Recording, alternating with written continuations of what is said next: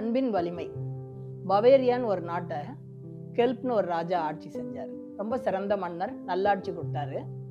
அவருடைய பக்கத்து நாட்டு மன்னன் கான்ட்ராக்ட், அவர் இவர் மேல போர் தொடுத்து இவரை தோக்கடிச்சிட்டாரு. நாட்டுக்கு தீ வச்சு வெளியில கிளம்பினாரு.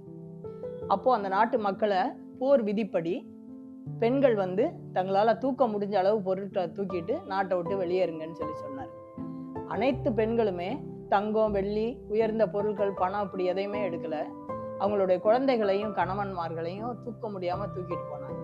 அந்த நாட்டு அரசியும் தன்னுடைய மன்னனை தூக்கிட்டு போனதை பார்த்த உடனே இந்த கான்ட்ராக்ட் மன்னனுடைய மனசு அப்படியே உருகிடுச்சு. அன்போட வலிமையை புரிஞ்சுக்கிட்டாரு. அந்த நாட்டு மன்னன்கிட்டயே திருப்பி நாட்டை கொடுத்து ஆட்சி செய்ய சொல்லிட்டாரு. இதுதான் அன்பின் வலிமை. அதிகாரமோ அகங்காரமோ பதவியோ சாதிக்காததை அன்பு சாதிச்சிடும். அதனாலதான் அன்பை அன்பே கடவுள்னு சொல்லி வச்சிருக்காங்க.